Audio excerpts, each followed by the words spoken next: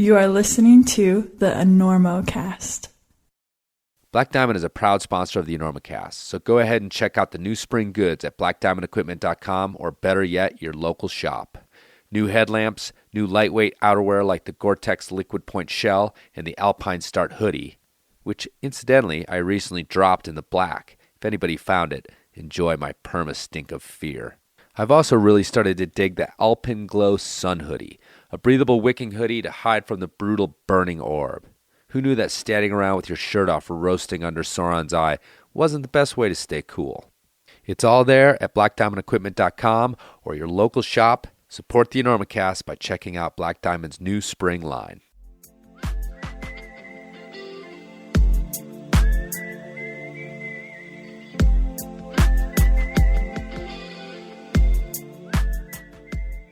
Look, folks, hear me now, listen to me later, believe me a couple weeks from now.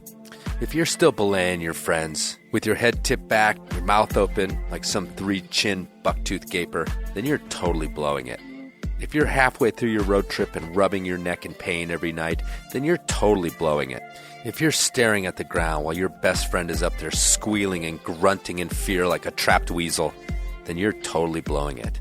Stop blowing it and become a better, happier, and safer belayer by going to blazepex.com and entering Enormocast at checkout.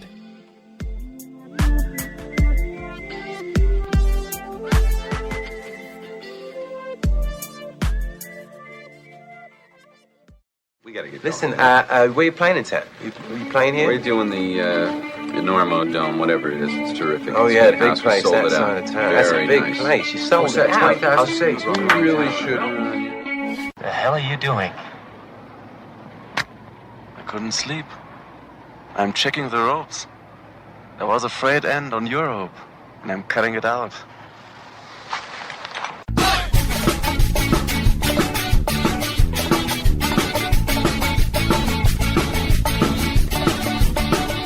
Bad weather. Now or later, anytime. Today's show is brought to you by Black Diamond Equipment, with support from Maxim Ropes. And the fine folks at La Sportiva. And don't forget our charter sponsor, Bonfire Coffee. Go to bonfirecoffee.com and enter Enormo at checkout for a discount on great coffee and to support the Enormocast. And now back to the show.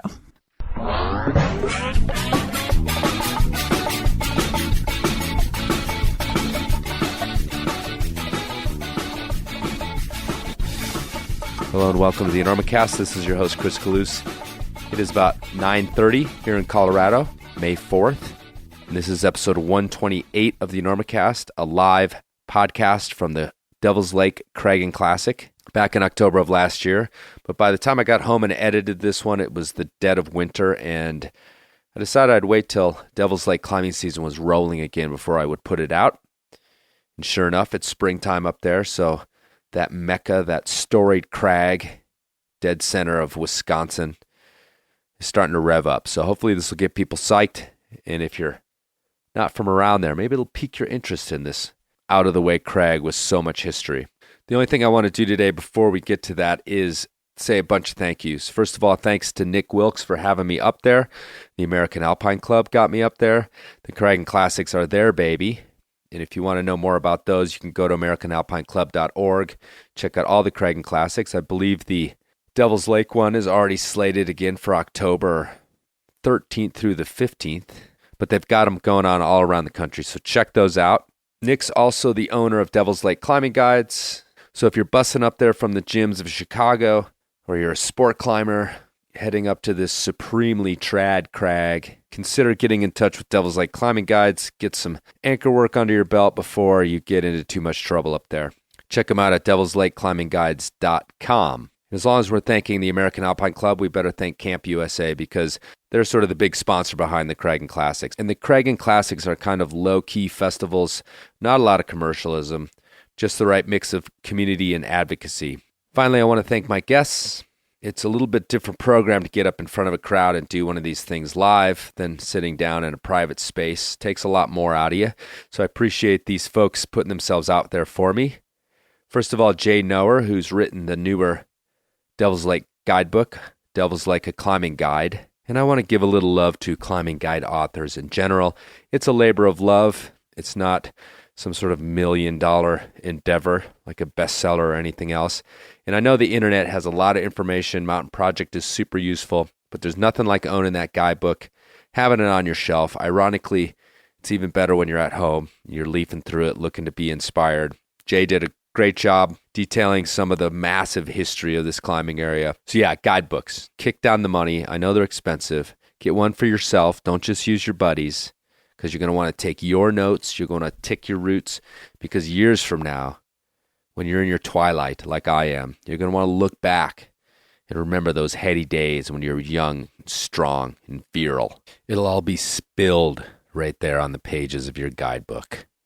My second guest, James Schrader, is a guide for Devil's Lake Climbing Guides and has been climbing up at the lake a really long time, an advocate for the area, an advocate for upper Midwest climbing, Wisconsin climbing in general. Appreciate him coming up. If you do need to brush up on your anchors or your trad climbing, look him up at Devil's Lake Climbing Guides. And finally, Katie Schultz, perhaps the most reluctant one to get up in front of a big group of people, but she did it anyway, and I appreciate that. Katie's a manager down at Boulder's Climbing Gym in Madison, Wisconsin, sort of a focal point of the local climbing scene. So thanks again to everybody on the show. So I'll just set the scene and let's get to it. It was a rainy weekend. I actually didn't do very much climbing. There was no climbing to be had on Saturday. It rained and rained and rained. But you know what? People were still stoked under the tent at the festival. I think those hardy Midwesterners are a little more used to inclement climbing weather than us semi-desert Western guys. So that afternoon, I had not been climbing. I had been drinking giant Bloody Marys at a local establishment called The Barn. And this is where we pick up the Devil's Lake Craggin Classic. La Sportiva is celebrating the 20th anniversary of the Mira, the greatest climbing shoe ever made, by messing with it. Careful, Sportiva. Careful. But using input from Adam Ondra, they've come up with the Mira 20. The Mira 20 is the same precise toe of the Mira with a more supportive and aggressive heel for a shoe so precise that Adam Ondra once carved a Christmas turkey with only a pair of Mira 20s and a dull ice pick. One of these days, Adam Ondra is going to ask me to stop using his name in these ads. But until that happens, Adam Ondra. Mira 20s are available only this year in a limited edition and only at retailers. But you can go to Sportiva.com for more information on the shoe and to find out where you can get a pair. And don't worry, the good old-fashioned Miras are still around too.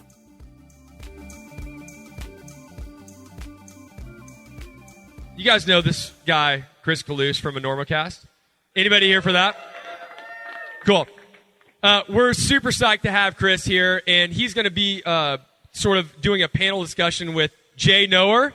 Knower. Yeah.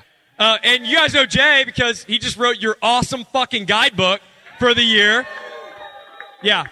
Or for the next century, probably. And this is James Schrader, who is a super local and is, if you turn the pages in that guidebook, you see like every third page, basically. So this is James. He's been awesome for the Craggin Classics. This is Katie Schultz and Oliver. And they're going to be doing a panel discussion with Chris. So I'm going to let these guys take it over. Thanks for coming out, dude. Appreciate it. So we need that other mic up here. Do you guys have it? Okay. Where's the second? Did I take it? All right.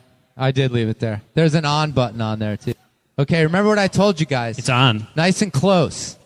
I actually touch it. Like this? Yeah. Maybe go back off a little bit on that. Have you guys heard the Enormocast? Anybody out there? All right. See, I'll tell you, I'm a Colorado-based podcaster. I have a podcast called the Enormocast, and I realize that many of you listen to it, probably realize it's somewhat regional, because I insist on face-to-face interviews. I don't do any Skype interviews. I don't do over-the-phone interviews. It's all face-to-face, and that, as a working man, it's not my living. It sometimes becomes a problem, and I'm grabbing people from literally like off the street who are passing through or who are at a climbing area. So when I was invited to this, very graciously, I jumped at the chance. It worked out with my schedule because I wanted to get here in the Midwest, because some of you may know that I actually have roots here in the Midwest, upper Midwest, excuse me. I was born in Green Bay, Wisconsin. Okay, so there's some cred there. I moved to Cincinnati. All right. Angie Payne, yeah. Repping. And then I moved to Libertyville, Illinois, which is just south of the border there. Yes, I became a fib. Do they still use that? Okay. No one's clapping for that, Jason. All right. So I had some roots here, but I did not start climbing until after I left. However, I came up to Devil's Lake on a few occasions after I learned how to climb, and I found a place that was confounding, because at that time they had F grades. Does any people remember the F grades? Okay. Some of the old fellas are like, yeah. So man had to be a man back then. We're going to talk about that in a second with Jay. But yeah, I was like a Colorado climber. Like I'm totally the shit. I come from the promised land. You've Colorado's mountains, and the place is humbling. Am I right? Yeah, it's a humbling climbing area. And if you're one of those folks who's like, this is your main place and you haven't climbed a lot of other places, yeah, it's humbling. You may not know that. You may just think Devil's Lake is climbing, but it's definitely a place that can put you in your place, so to speak. But we're going to go ahead and get started with this panel, and I'm going to introduce these guys in just a second. But I want to also preview this by saying that I've been sitting at the barn. I've been sitting at the barn for about 5 hours, actually. Because you know what's been going on today. It's been raining. Every once in a while, the crew of climbers at the bar would like get up and talk about climbing Gil's nose. And like, you know, there would actually be movement towards the door, and then they'd look out the window and there'd be movement back to the bar, and another would come around, and then boom, up they'd get, and they'd be like, an hour later, they'd be like, all right, we're going, you guys coming? And then there'd be another round. So that's how the day went for us. I don't know how you guys were doing. Hopefully you were out trying to climb. I don't know. During that time, I actually had a very interesting education on the I'm going to try to get this right, the DLFA. Yes, the underground. So I don't know if we're going to be able to get into that here, but okay. So I'm going to go ahead and introduce my panel to you guys, and I think you guys know these folks better than I do, actually. On my right here is Jay Noer, who just put together the guidebook for this place and has been signing them all afternoon. James Schrader, who's a guide here in Devil's Lake and also a true local. Am I right? I guess, yeah. Yeah. And Katie Schultz, who lives down in Madison and manages the climbing gym down there and is one of the sort of people keeping the bouldering flame alive here in Devil's Lake. Okay, folks, so let's go ahead and start. Let's go back to that F grade thing, Jay. So how many guidebooks has it been between now and when you that guidebook that had the F grades in it, and could you explain what those were? And then the guidebook that you just wrote. So I don't really know what those F grades were. I heard NCCS. What does that stand for? National Climbing Classification System. So we're familiar with the number 5 grades, 510, 511, 512. 3 or 4 guidebooks ago, back in the 70s, they had the F system. So it was a closed system. I really geek out on this stuff. So free climbing. F stood for free climbing. So the point of this is that it was a closed system, meaning it went from F1 to F10. So everybody out at the lake was climbing, and then they were climbing F9s, they were doing F10s, and then they were doing F10As, F10Bs, F10Cs, and sort of the highlight of that old guidebook from the 70s was that Bagatelle Does anyone know Bagatelle, the route? Yeah. The classic hard route at Devil's Lake. It was rated F10C. Does anyone know what it's rated today? 512C. So it was a 512 rated F10. So I think that was the hardest 10 in the world at the time. We were talking about old guidebooks of Devil's Lake, and Errol Morris wrote the first major guidebook for Devil's Lake. It was just a bunch of pages stapled together with some hand drawings, and as far as I know, the first descriptions of routes that were widely distributed at Devil's Lake. So, does anybody know, I mean, we've already done this, but does anybody know who Errol Morris is? Yeah. Well, okay, so Errol Morris did a documentary 10 years ago or so about Robert McNamara called The Fog of War. And this is a documentary that won Best Picture. So he got his creative start by writing a hand-drawn topo of Devil's Lake. So there's this fine literary tradition of guidebooks at Devil's Lake. You hope. Okay, so apparently he also had the first lead of Peter's project, Right Side. According to Leo. Is Leo here? So Leo wrote the Extremist Guide to Devil's Lake. Extremist Guide to Devil's Lake. So this was a small pamphlet, and a lot of the guides were very conservative. Leo kind of blew that out of the water. This was the DLFA inspired guidebook. So there's a really classic 5.7 called Peter's Project. If you climbed at Devil's Lake, you've probably climbed Peter's Project. It's excellent. How many have climbed Peter's Project here? Well, in like the ultimate dick move in writing the guidebook, Leo called Peter's Project the official access gully of the Devil's Lake Fuckness Association, which we'll talk about. All right, so let me get to that. So you're writing this guidebook to a climbing area, which to me, as someone who's sort of looking from the outside in, it seems like there's a variation and a rule and, go left, but don't use this hold, and go right to every single route or a lot of the routes here. So, looking at your guidebook, I just glanced at it for the first time a few minutes ago, and how do you quantify all that? How do you find out that information and get it all sorted out in a place where it seems like, there's all this lore about who moved left here and moved right here and went straight here and did the first start and all those sorts of things? Yeah, so I was sort of concerned about that when I decided to write this. I talked to my editor, Jeff Aki, and I said, Jeff, I'm sort of worried that this is just going to be Devil's Lake according to Jay. And Jeff, being great, said, yeah, it will be, so get used to that. And Jeff doesn't know me that well, and that was like giving me carte blanche to do whatever I wanted. So one of the benefits of writing this guide is if the route was too much of a variation, I didn't have to put it in. And I could change the grades, which was really the best part about writing this guidebook. So you're out there just changing grades arbitrarily? Totally willy-nilly. Totally willy-nilly. If I had a hard day, then a lot of the routes got harder. So you have to find out where I really sucked when I was climbing, and those are the best routes for you to climb. Yeah, that's like sacrilege in some. I mean, there's places where you change grades on routes that'll hunt you down. Like the first ascensionist will hunt you down.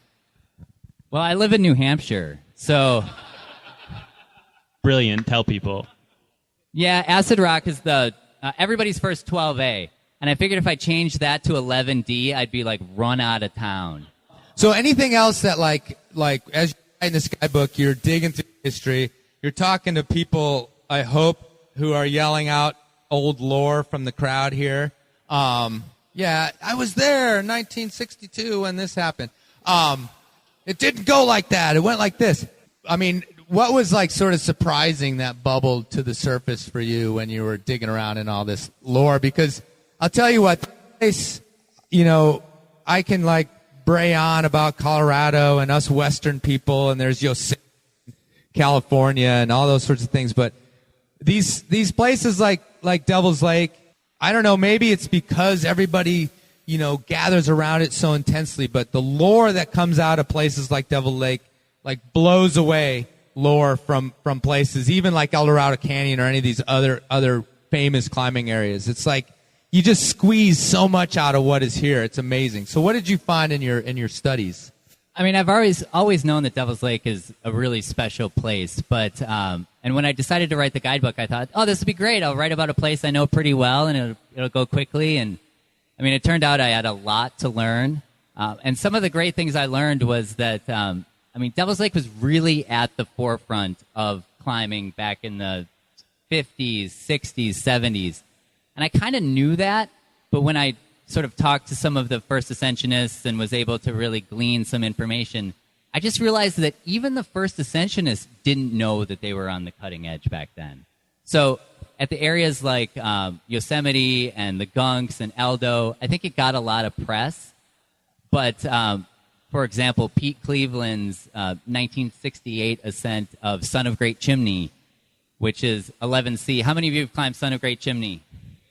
Yeah. It's scary. Yeah, it's scary. 511C, probably PG-13. I mean, we can protect it pretty well these days.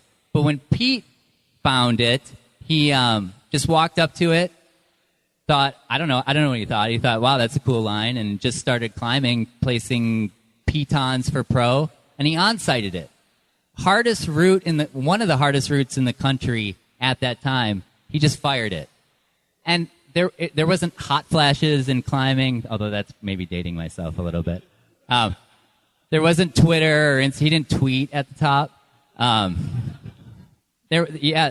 Were there cars then? So it wasn't even known to him. And these were just people I grew up in Baraboo, and these were just people I knew in the community just as people, not as climbing legends. So that was great to learn. Awesome. Well, thanks, Jay. Do you want to tell us anything else about this guidebook besides to go out and pick up a copy? Yeah, so how long do we have? No, this was definitely a labor of love. I grew up in Baraboo, and like I said, I live in New Hampshire, so this gave me an excuse to go back to Baraboo and really try. My goal was to try to reflect not only the roots, but also the culture and the community of Devil's Lake. And you should check it out. There's some really amazing photos from some great photographers. So I hope you check it out. Thanks.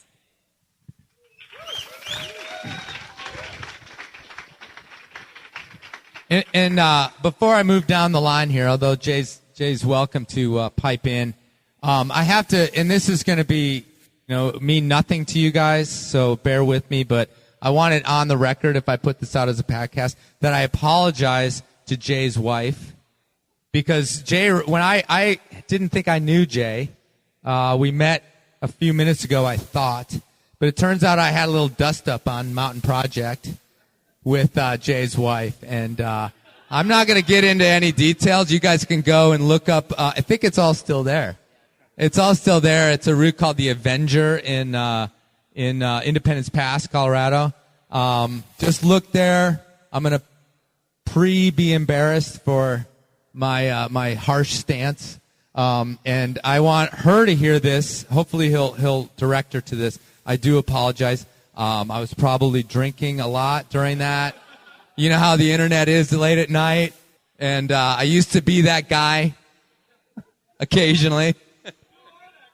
Sometimes when I get my hackles up. Anyway, so I apologize. And you guys go look at that, and there you go. I profusely.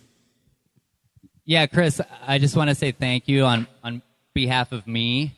So I'm going to get a lot of points from Kate on this, getting you to apologize. So I just want to thank you for your apology. Glad I could help. And Kate, I do apologize. Carry on. Don't get on internet forums, everybody. Especially late at night if you've been drinking. All right, so let's move to our next guest a little bit. James Schrader, again, a Devil's Lake guide and also a pure local. I guess. I mean, I live in the county now. Where did you grow up? I grew up on the eastern side of the state in a little town called Neenah. Neenah. Wow. I'm impressed. A lot of rockets out there, huh? Seriously? Rocket pride? Woo! Where can you give us? Can you give someone who's a little less familiar a geographic sort of focus? Sure. If you grew up in Green Bay, Yes. which is at the bottom of the thumb crotch, Yeah. you go 45 minutes south, you're in Neenah. Okay. Cool. Because I know of a place called Lena, that's north of Green Bay. Wow, we got one from Lena, and we're going deep tonight. Grandpa lived there. Really? All right. So you're now a guide here in Devil's Lake. Yeah, I've been off and on for a while now. Okay. I don't want to tell how long because it would make me seem old.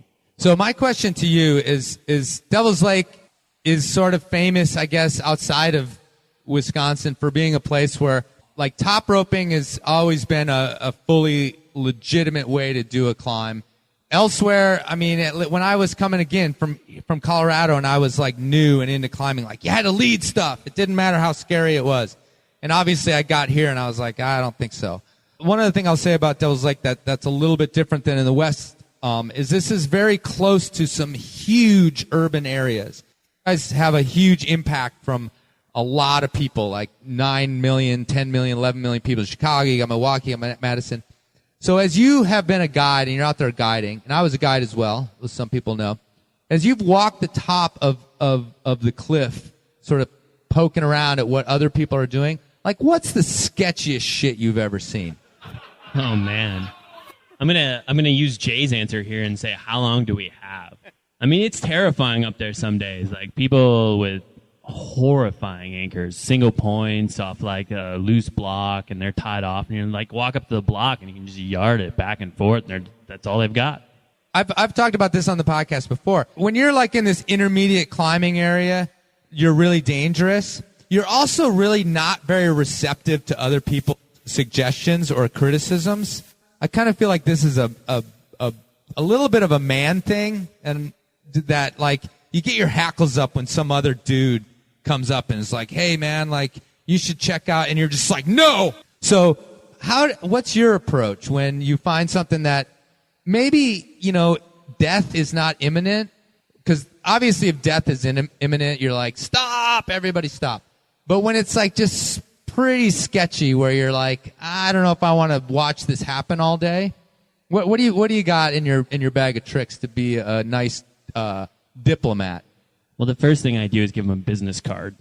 The second thing I do is try and point out some things that are maybe, I try and frame it as a third person thing where it's hey, just so you know, if you were doing this kind of course with the AMGA or something, you would totally fail right now. And so let me show you a better way that would be more up to that standard. And that's it? Is everyone receptive to that? No. So do you think my slightly sexist comment holds weight, or am I off base when I feel like the gentlemen are a little less receptive? I've never really encountered the situation outside of that, but I can say that I've had some pretty negative responses in my day. Can you elaborate at all? Well, have they gone to fisticuffs? So it's never gone to fisticuffs because I'm usually like, dude, it's your life. Go ahead. I just don't want to have to pick you up later. All right. So one other question I want to ask you as a guide along those lines. Have you ever packed up and left the area because you don't want to be part of the eventual rescue? Absolutely. Absolutely. I mean, you can confront people and tell them that they're in imminent danger, and if they don't listen to you, you're left with no other option but to leave. Right, because it's I don't want to be holding C-spine, 2 hours from now while someone runs to get, to meet the rescuers down on the road. First-hand experience, that cramps up a lot after a while. What? You cramp up a lot after a while holding C-spine for a couple hours. It's miserable. Man. What? So, in a serious note, what's sort of what is the kind of record up here? Is it? I mean, do you guys have a lot of rescues over the summer? Over the climbing season? I'd say it's pretty rare. We get a lot of self-reporting as climbing by people who are clearly not what the majority of people listening to the show would call climbers. Generally speaking, actual climbing accidents, as we would all agree to be climbing accidents, are pretty rare. It happens from time to time, but not very often. So let me move on to, I forgot to ask you about this. You mentioned the DLFA. James was over at the barn. Yeah. Late on in the session. and mentioned being like at the end of this historic moment, maybe in Devil's Lake climbing. Is this DLFA thing like something people know about? The Devil's Lake Fuckness Association? Yeah, I think they made a movie a couple years ago. Okay. So I'm late to the game on this whole thing. But let me ask you your impression of that, because you sort of mentioned to me that maybe you were at like a little young to be kind of brought into the fold, and maybe these guys have gone a little bit underground by now. Yeah, when I started it, and I was corrupted by Jay early on, but like we kind of looked up to those guys for some reason, and like not the climbing side, because it's obvious they were really strong climbers, but when you're like 18 years old and you see these guys that are just partying hardy and then they go out and crush the next day, how can you not want to be a part of that? And it was kind of on the way out, but the legend and the stories were still all there when I started. Yeah, so the DLFA, I mean, I think this deserves kind of more talking about. So the DLFA was a group that sort of formed together in the 70s, and they prided themselves on ingesting prodigious amounts of mind-altering substances and climbing. So the route names are predictable, which you can read in the book if you choose. And these guys really pushed the boat out on lead. And I think they needed those substances to push the boat out on lead, if you know what I mean. There's some really run-out climbs they did. They did some really amazing things. And then they kind of moved on. Maybe they quit climbing. Maybe they had a family. I've been referring to them as the Devil's Lake Family Association because a lot of them have minivans and kids. But there was this movement. Yeah, there was this movement in the 90s to sort of rekindle the DLFA, and now they're a second-generation DLFA. And, I'll let James take it up from there. So I kind of came into it late. Jay had been here growing up in Baraboo and started climbing like 95 and got to see that whole thing. And I came in about 98 from Nina, and so I was kind of on the side of it all. And like I got to hear the legends and all these stories, and it was like, whoa, those guys are nuts. Not only are they nuts on lead, but they're talking about like drinking to puke and puking to bleed, and like I don't even understand it. I'm only 18 years old. I'm gonna die if I try to hang out with these guys. Did you guys hear that motto? What is drinking to puke, puking to bleed? Yeah, something like that. No climbing in there, notice.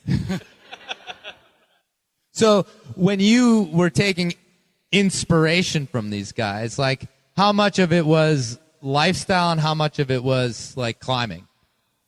There's no way I could keep up with that lifestyle or the climbing, but like it was one of those things where you looked up and you're like, man, these guys seem to be having a good time, and I don't know if I can hang, but wow, they're kind of role models, which was crazy now in retrospect. But like at the time when you're 17, 18 years old, like that's amazing to watch. Everything that is sort of storied about this place in terms of the DLFA's history, in terms of what we've been talking about, the Guidebook, has nothing to do with the bouldering, right? Or does it? DLFA. Yeah, I think it does. So let's move on to our next guest for a moment, and then we can kind of open it up to the whole thing. Our next guest, Katie Schultz, is your manager at the gym in Madison. Yeah, I've worked at the gym since 2007. Okay, that's a long time. Yeah. Yeah, and you get up on point it out there. Exactly. Get on that mic, Katie. So let's talk a little bit about that. What do you know about sort of the history of bouldering here in Devil's Lake and kind of how you fit into that? Bouldering here does have a really long history. It's really interesting. Looking at all like the different generations that have come through the lake is really fascinating. One of the first generations, I have their guidebook, get on it. And it's really neat to look at all the eliminates in there because everyone thought the lake was climbed out in all the different areas. And they had a bunch of areas they wouldn't tell anyone about back then, too. So there was early bouldering with Eric Zishi. There's kind of a lull for a while. And then a lot of the WCA guys kind of started bouldering.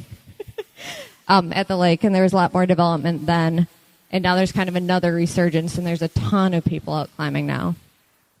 So as like a climber up and coming, or as a whatever it took, what is it that drew you up here to the bouldering versus this roped climbing that was going on? What sort of brought you out into the woods away from the main cliffs to find the bouldering personally? I've never been a rope climber. As soon as I put a harness on, I have a meltdown. I can't climb on a rope. So I boulder. And that's all I've ever done, really. So, and where did you grow up?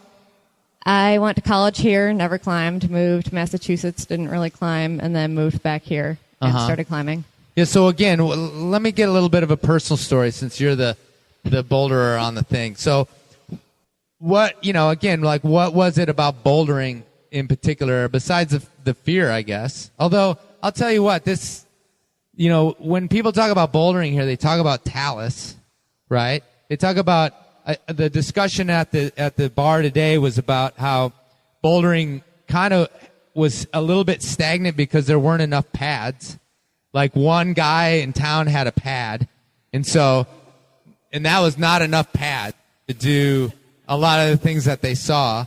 So, what's again, like, what was it that when you came up here, you said, this is my thing, this is like where I'm going, even though personally I find bouldering, especially above talus, like ultimately far more terrifying than being on a rope. So where do you sort of square that? I don't like climbing a rope, but I can handle this sort of thing. My rope fear is not rational. Like, I realize I'm a lot safer tied in, probably. The first time I came to the lake, we went up to Jenga with a pad and didn't really know where it was. That's at the top of the West Bluff. I don't know if people know where it is. But it's a really crappy hike, having never walked in Talus before. And I was never going to climb at the lake again. I hated it. I'm like, this is terrifying. We're all going to get hurt. The ambulance is never going to get to us. And I didn't come back for the next year. And the following year we came back, and I love it. I love the approaches. I love hiking up the Talus. Don't think it would be the same experience without it. Would you characterize those kind of things as part of what's special about Devil's Lake? And what else do you think draws you to this place versus somewhere else? I think that's definitely part of the lake. Hiking through the Talus, spending a full day just going to two areas and trying two problems. I like that it's really hard climbing here. Like, I've climbed here for 7 years, and I'm still really, really bad at climbing at the lake.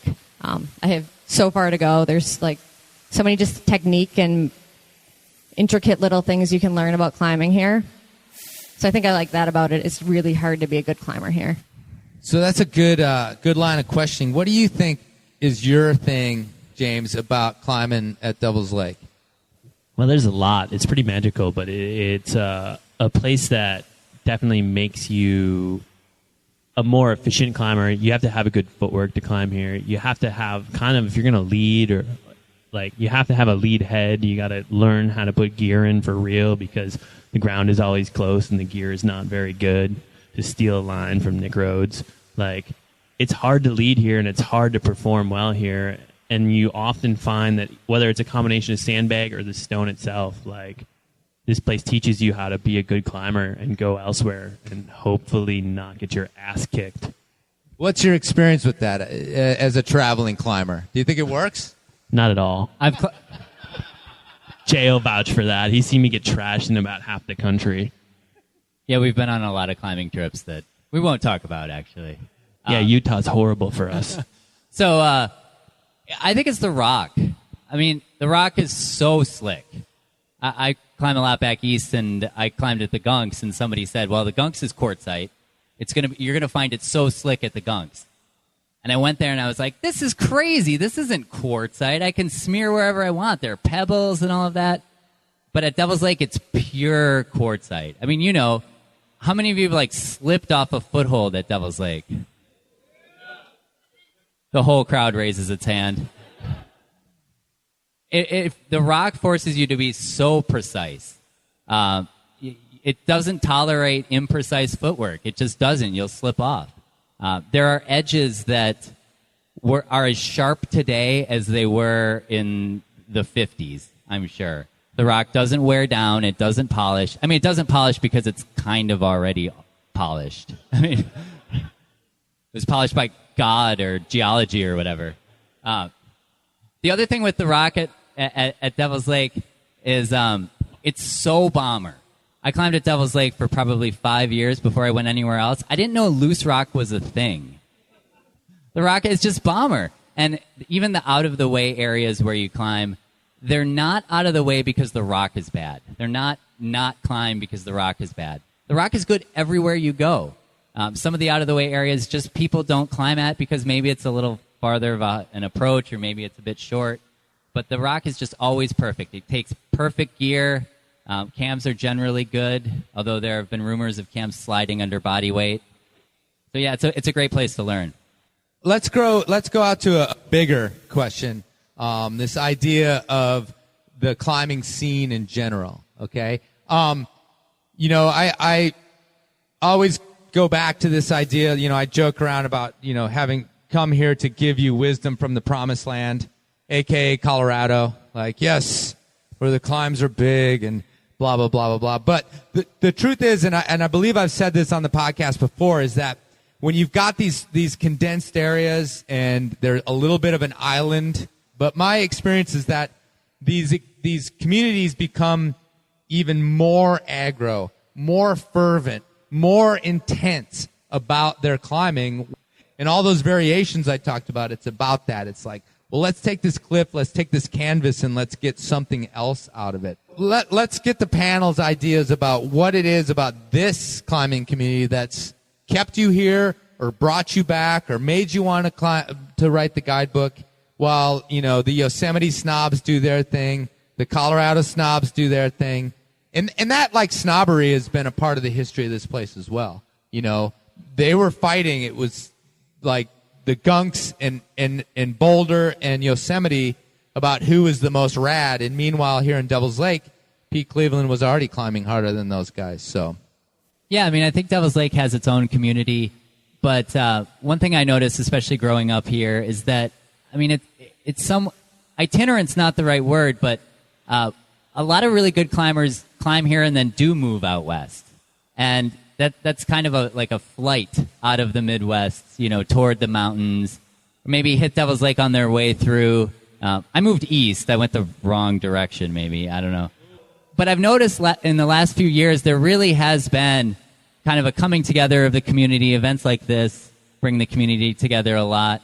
And this realization that we do have a lifetime of rock in the bluffs there. The older guidebook lists 1,600 climbs in Devil's Lake. It is a lifetime of rock. It's all pretty similar, but you do have some sport climbing possibilities at some of these satellite crags. So it's been great to see the community really grow and really also embrace its history. So I think for me, like, it's very cliche to say this, but it's a lot about the Midwest. Like, we have that community spirit in general here, and then the climbing community has that spirit in general itself. And so you put those two things together and you get a really warm environment. Everybody gets along, everybody has a good time.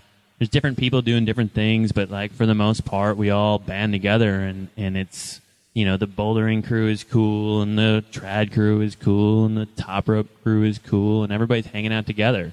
And, like, for the most part, we just get along.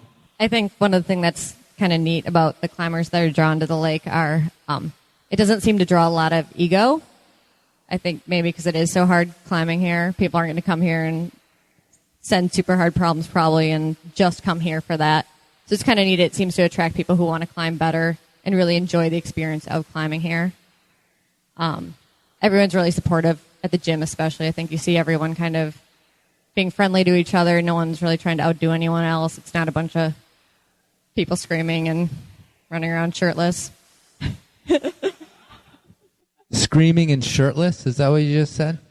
Not so much of that. What's wrong with that? We're a good-looking bunch of people.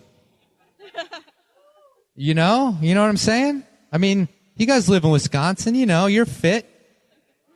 Right, seriously, like, can pat yourselves on the back.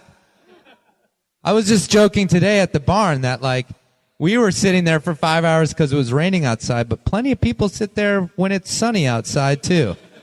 So I actually wanted to ask that question, and we're getting to the end here, but I wanted to ask that question of what it's like to be this climber person, whether you're a boulder or whether you're rope climber, but what it's like to be that climber in a place where people don't necessarily understand what climbing is. And I realized that, again, these years that I did come up here, and it's been a while, but when I did come up here climbing, I had come from Colorado where your average person understands what mountain climbing is because the mountains are right there. They're skiers. They understand this idea of just going to the top of something for no particular reason.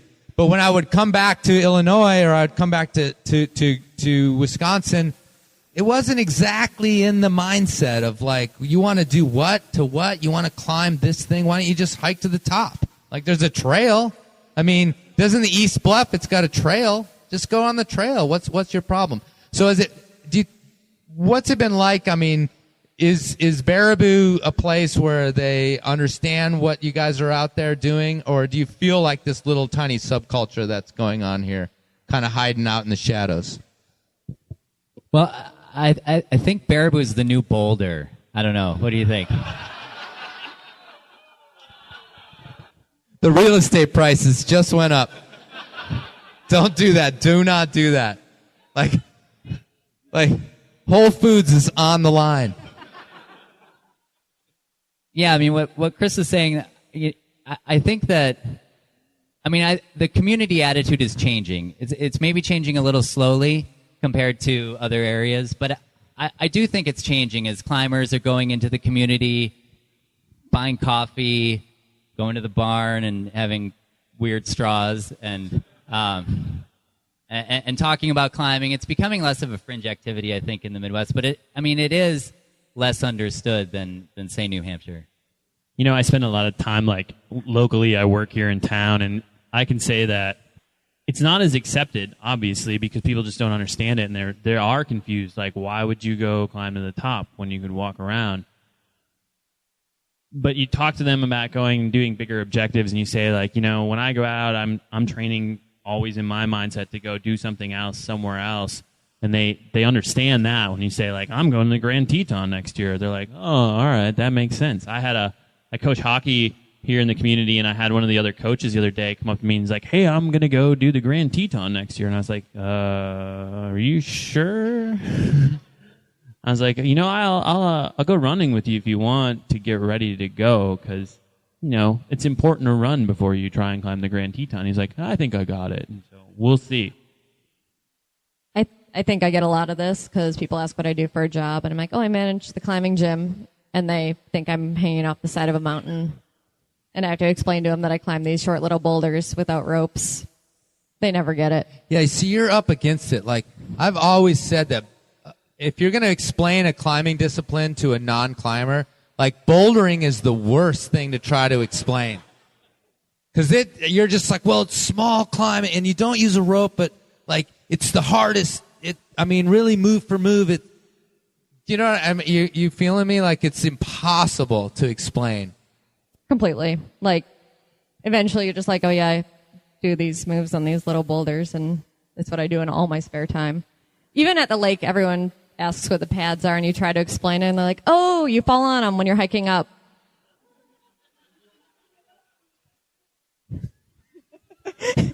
The pad people. Yeah. The pad people. They're like, oh, your other mattresses are up ahead of you. Also known as pad sniffers. So one last question. We're about to run out of time here. It's been awesome, but what do you think in terms of two things?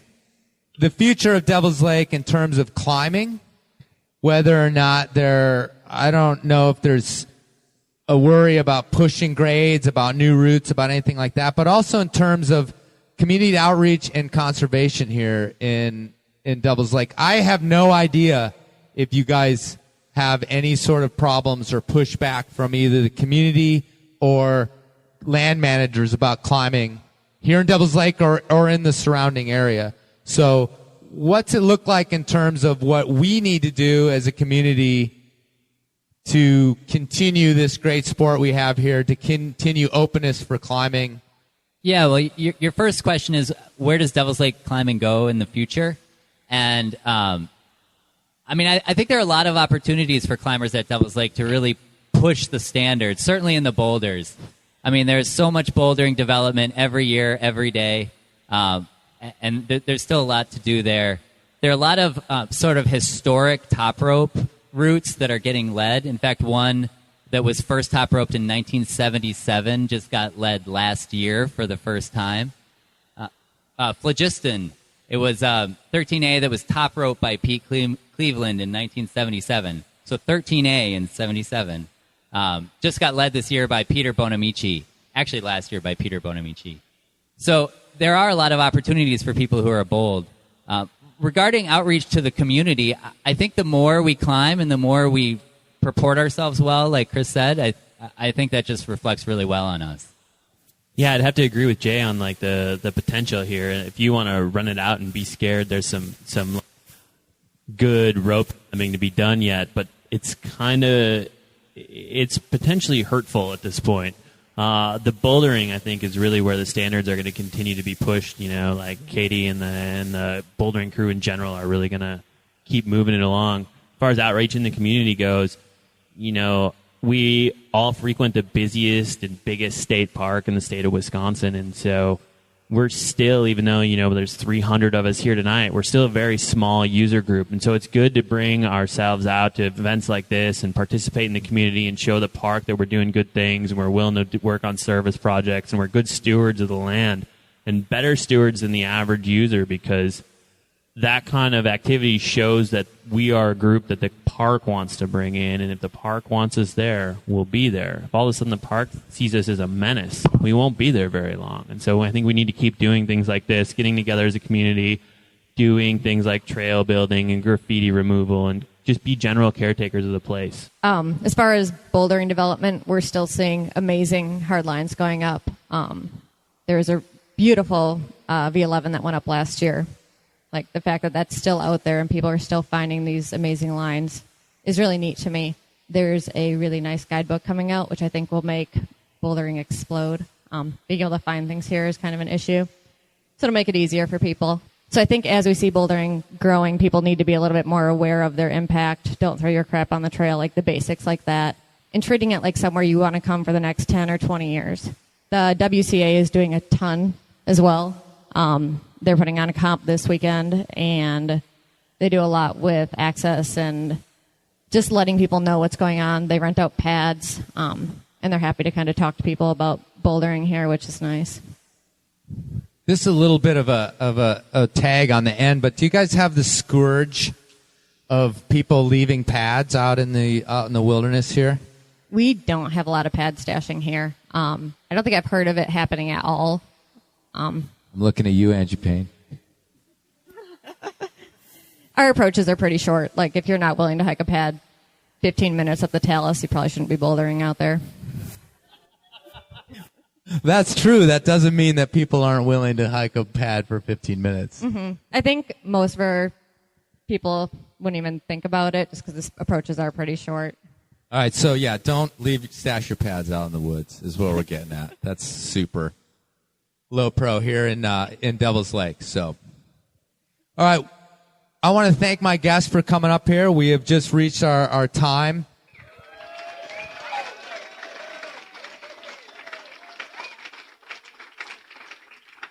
These guys all were just contacted by me via email.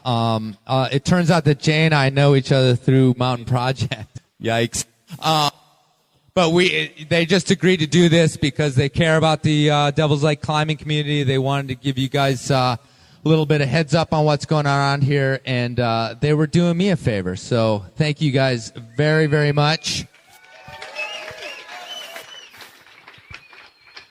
The Enormocasts can be found at enormocast.com. There's 112 or 13 or 14, I forget, episodes up if you haven't heard it. Every climber under the sun so far, all sorts of different people on that. Pro climbers, not so pro climbers. So check it out. I appreciate you listening, and it's also free. So check it out. Thanks for having me. I would attempt to play my theme outro on here, but we already know that doesn't work. So thanks a lot. Let's drink a beer, and let's look forward to Angie Payne, who's coming up next.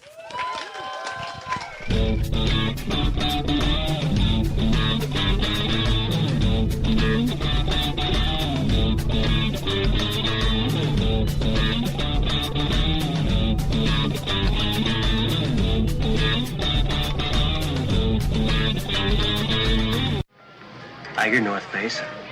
Oh, shit, I'm going with you. You're going to the Eiger? I'm the ground man for that climb. Isn't that enough to singe your ass? I'm going to nursemaid you again after all of these years. You nursemaid me? I not only could out-climb you on your best day, I can out-drink you right now. Well, you just enjoy that one, because you're off of the sauce until you're in shape for the climb. Meanwhile, I'll have another.